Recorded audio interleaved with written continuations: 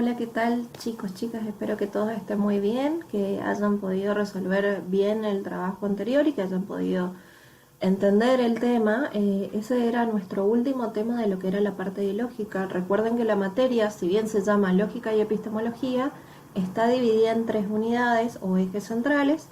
El primero es de lógica, que abarca todo lo que sería el primer cuatrimestre, que en este caso fue un poco más porque, bueno, situación pandemia. Después tenemos el eje 2, que es el eje de teoría del conocimiento, que en este caso va a ser bastante cortito por situación pandemia.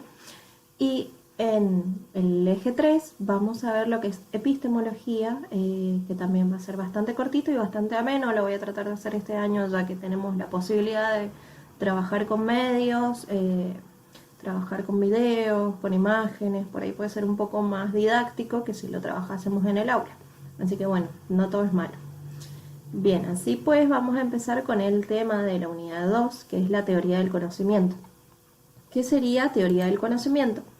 Viene de la palabra nociología, en donde nocio significa conocimiento y logía o logos significa estudios, una palabra griega. Después ya las van a ir aprendiendo con el tiempo a medida que vayan creciendo un montón de palabras que vienen del griego. Bien, la teoría del conocimiento es una rama de la filosofía que va a tratar el proceso por el cual se conoce. Va a partir de la duda y esta duda o pregunta esencial pueden ser varias. Por ejemplo, ¿qué es el conocimiento? ¿Podemos conocer todo? ¿Hay un conocimiento absoluto o todo es relativo? ¿Cuánto influye los intereses? Etcétera. Esto lo vamos a ir trabajando a poquito en los temas que van continuando. Lo importante que quiero que les quede claro es qué es teoría del conocimiento y cómo se define para poder entender ahora por qué vamos a hablar de conocer, conocimiento, cómo es que conocemos. Entonces, según la filosofía, vamos a tener dos pilares del conocimiento o de cómo conocemos. Son la experiencia y el pensamiento. La experiencia está totalmente influenciada por lo que serían nuestros sentidos, que nos permiten conocer algo a partir de nuestra interacción con ese algo. Por ejemplo, yo puedo conocer lo que es algo amargo cuando he podido comer algo que ya era amargo. Y el pensamiento quiere ver que con un proceso en el cual generalizamos y abstraemos todo ese material sensible que nos viene por la experiencia. Así pues, ¿qué es el conocer? El conocimiento está fundado en dos pilares, experiencia y pensamiento. Vamos con la siguiente diapo. La experiencia se relaciona directamente con los sentidos, ya lo mencionamos, y creo que no está de más aclarar cuáles son los sentidos. Son 5, porque siempre le pifian. Sería el gusto, el tacto, el olfato, la audición y la visión. Es decir, aquello que yo puedo saborear o puedo determinar mediante el gusto, cómo es, aquello que yo puedo tocar, si es liso, áspero, etc. Lo que puedo oler, si huele rico, huele feo. No voy a hacer mucho análisis de eso, lo que puedo llegar a escuchar, si es agudo, grave, o lo que puedo llegar a ver en el caso de, por ejemplo, si es cercano, si es lejos, si es grande, si es chico, etcétera, los colores, todo lo demás, todo eso nos lo determinan los sentidos. Y en cuanto al pensamiento, ¿qué va a hacer? Va a agarrar todos esos sentidos, toda esa información que nos viene de los sentidos y lo va a procesar. Está muy buena esta imagen porque el procesamiento de la información se da en el sistema nervioso central, para que tengan en cuenta que no estoy hablando puras cosas abstractas, sino que realmente pasa así a nivel físico y biológico. El procesamiento se da en el sistema nervioso central, en el cerebro, en la parte de lo que sería la masa encefálica. E incluye también varias estructuras, que no vienen al caso, pero como para que tengan en cuenta sentidos y pensamiento. Entonces, vamos a ver un video cortito de cómo surgió el conocimiento, es decir, cómo aprendimos a conocer, pero desde que venimos desde tiempos inmemoriales. Así que bueno, vamos a ver este videito mientras yo me tomo un cafecito. Ah, no, cierto, venía esto antes. Bueno, cosas que pasan. El ejemplo, ¿cómo aprendemos a andar en bicicleta?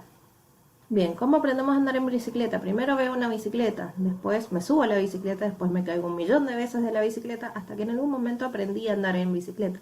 ¿Y por qué aprendí a andar en bicicleta? Porque aprendí la técnica, porque pude pensar cómo se concatenaban los sucesos, los pies, la dirección, coordinar pies con manos, y buscar el equilibrio. Todo eso implica también lo que sería experiencia y pensamiento.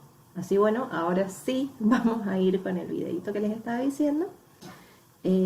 Bueno, es muy bueno el ejemplo este porque los ayuda también a pensar qué otros ejemplos pueden llegar a encontrar. Por ejemplo, andar en patines, aprender a hacer un bizcochuelo, aprender a hacer pan casero, que lo aprendí en estas vacaciones.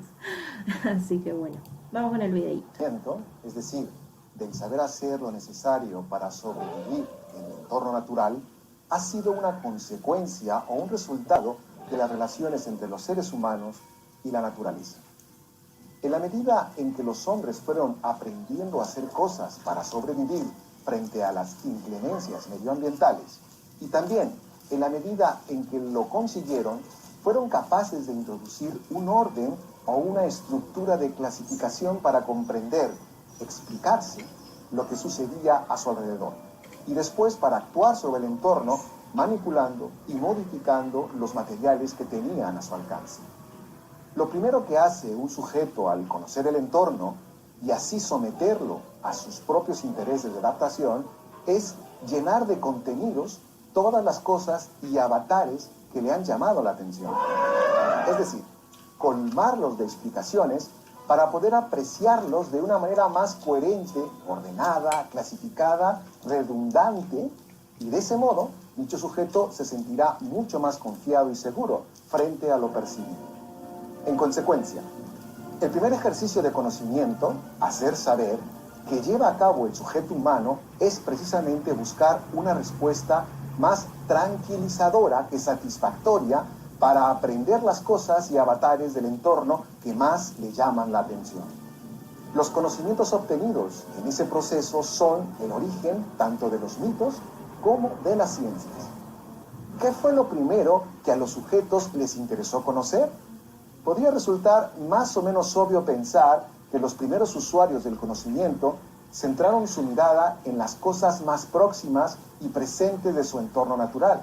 Sin embargo, los primeros conocimientos no se extrajeron de cosas tan cercanas y cotidianas como la dureza de las piedras, el sabor de los matorrales, el dolor de las muelas, el cansancio físico, el sueño, la sed o la velocidad de una gacela. Todo lo contrario. Los primeros conocimientos surgieron de aquellos objetos que se localizaron a mayor distancia de aquellos sujetos que desarrollaron la capacidad de conocer. Resulta paradójico pensar que los primeros objetos de conocimiento que elaboraron cognitivamente los hombres pensantes se caracterizan por la lejanía en un entorno en el que la proximidad es quizá la cualidad más importante. Albert Einstein y Jean Piaget comparten el postulado que dice: aquello que es primero en la práctica cognitiva del sujeto se convierte en el último objeto de su conocimiento. O dicho de otra manera, el conocimiento es lo último en ser conocido. Si tuviéramos que resumir en una sola frase la diferencia que existe entre conocer y conocimiento, habría que decir que lo primero es una actividad, una práctica que desarrollan los sujetos para distanciarse, tomar distancias respecto a su entorno, y que lo segundo es un mapa de los trayectos practicados por aquella actividad.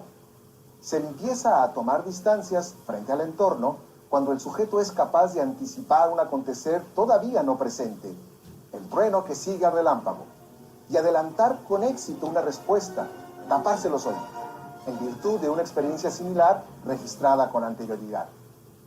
La distancia no solo se refiere al espacio, sino también al tiempo. Es decir, destacan los aspectos que no están sucediendo en el entorno, sino que han ocurrido hace mucho tiempo o que pueden ocurrir mucho después. No hay que olvidar que la primera ciencia o los primeros conocimientos científicos que surgieron tienen que ver precisamente con la astronomía, y que también la gran mayoría de los relatos astrológicos y mitológicos, leyendas, epopeyas y odiseas, cuentan los orígenes de los tiempos o la escatología de la humanidad.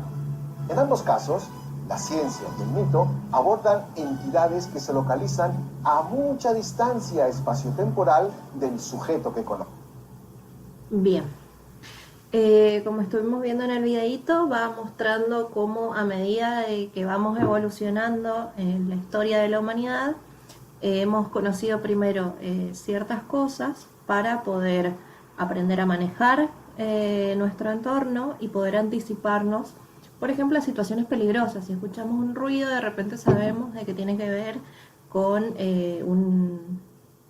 por ejemplo, pensemos un ruido en medio de la selva, puede ser yo que sé, un león o cosas por el estilo, si es que hay leones en la zona. Lo mismo puede pasar en la ciudad, un ruido que escuchemos muy fuerte puede significar peligro para nosotros y por lo tanto activa nuestro sistema nervioso simpático y nos dice, loco, andate de acá, va a pasar algo. Entonces todo esto tiene que ver con lo que nosotros conocemos y con lo que podemos llegar a conocer. Bien. Entonces, la pregunta sería, o la pregunta que sigue, es si podemos conocer todo. En la historia de la filosofía tenemos 3 planteos al respecto. Un planteo que va a decir que sí, que es el dogmatismo, un planteo que va a decir que no, que es el escepticismo, y otro planteo que es la actitud crítica. Perdón, tengo 3 gatos. Bien, entonces el dogmatismo va a ser la teoría filosófica que dice que gracias a una capacidad divina que tenemos nosotros como seres humanos y seres creados por Dios, es que podemos llegar a conocer todo. Está muy relacionado también con el tema de la religión y con la Edad Media, en donde se decía que sí, el hombre puede llegar a conocer todo, eran todos repositivos, igual que la Edad Moderna. Pero después viene otro planteo que es el escepticismo, que pone en duda todo esto y dice, y en realidad no, el hombre no puede llegar a conocer todo, hay cosas que se nos escapan. Entonces, no podemos decir que todo lo que conocemos va a ser algo seguro, sino que siempre hay algo que se nos va a escapar y aparte, esto que conocemos va cambiando todo el tiempo. Esto lo vamos a ir viendo después en las clases que vienen cuando empecemos a ver un poco el tema de la construcción social del conocimiento. Bien. Y después hay otro planteo que es la actitud crítica, que va a plantear que primero hay que investigar qué es conocimiento, es decir, qué es conocimiento, cómo conocemos y determinar los conocimientos falsos de los conocimientos verdaderos para poder decir si podemos llegar a conocer o no. Porque podemos llegar a conocer un montón de cosas que sean verdaderas, un montón de cosas que sean falsas, un montón de cosas que no son conocimientos sino que son opiniones. Así que bueno, es como que va mucho más allá y es la actitud propia del filósofo. Así pues, ¿podemos conocer todo? Sí, no y depende. Hay que definir primero qué es conocimiento. Bien, pero eso no es todo. Vimos la definición de conocimiento, vimos las posturas acerca de si se puede llegar a conocer todo y ahora, ¿qué vamos a ver? ¿De dónde surge nuestro conocimiento? ¿De dónde aparece nuestro conocimiento?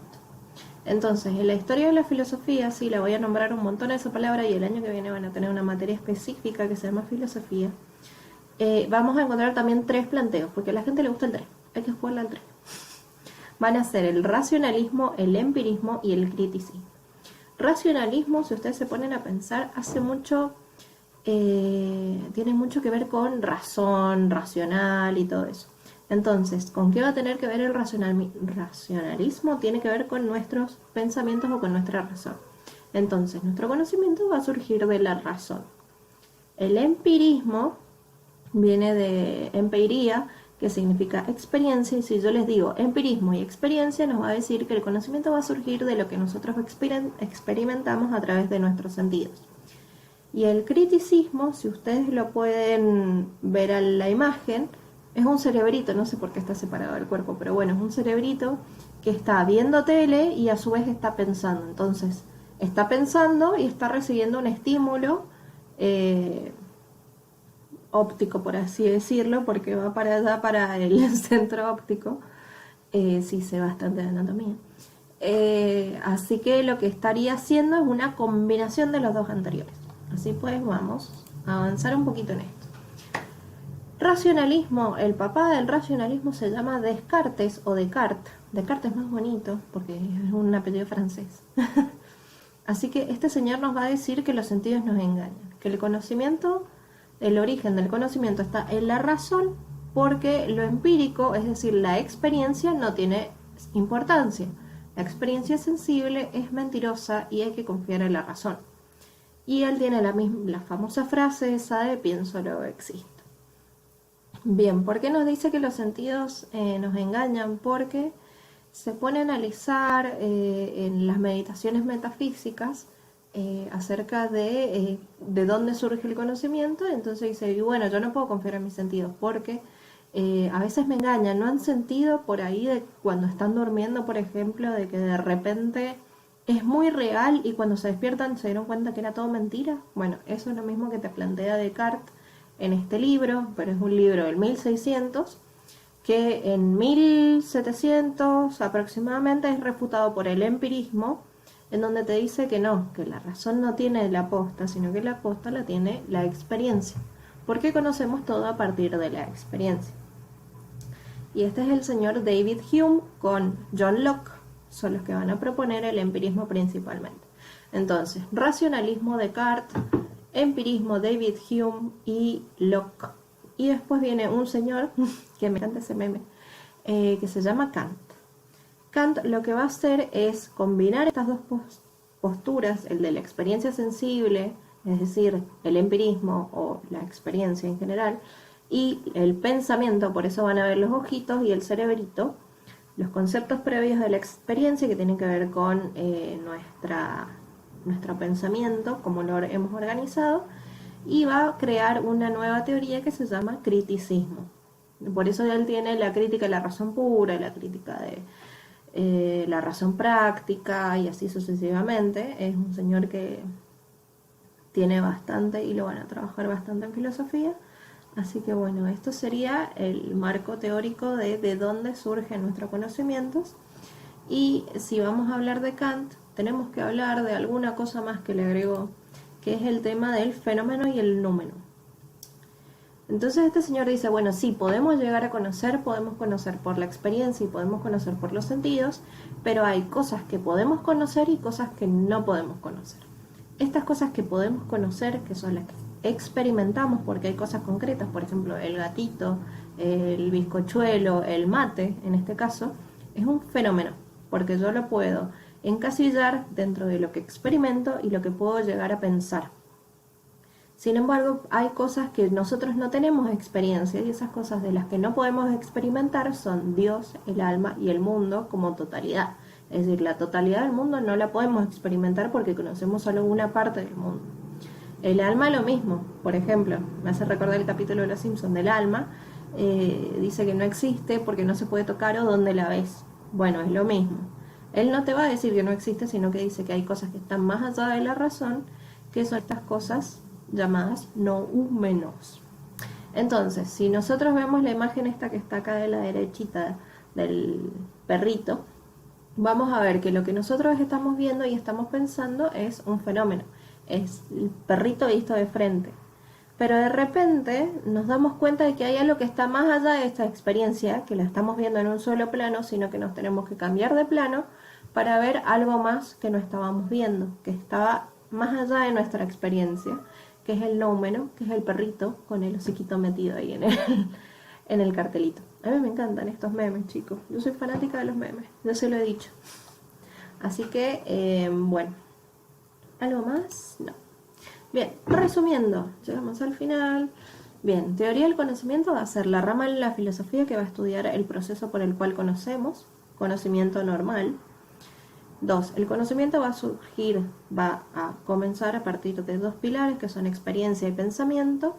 3. ¿Podemos conocer todo? Sí, no y depende. Analicemos algunas cosas. No, escepticismo. Sí, dogmatismo. Y el último es la actitud crítica. ¿Y de dónde surge nuestro conocimiento? Va a surgir de la experiencia, los sentidos, es decir, del empirismo, de la razón o el pensamiento, racionalismo, y el criticismo, que es una mezcla de ambos. Recordemos, empirismo, Hume y Locke, Hume y Locke, racionalismo, Descartes o Descartes, y criticismo va a ser Kant. Bien. Espero que hayan entendido todo esto. Lo hice lo más cortito y didáctico posible, porque si no es medio aburrido. Así que bueno, acepto sugerencias, críticas, lo que quieran, chicos. Y ahora les viene el material teórico más un trabajito práctico que tienen que hacer individualmente, como siempre. Bueno, los espero en la próxima y espero que estén muy bien.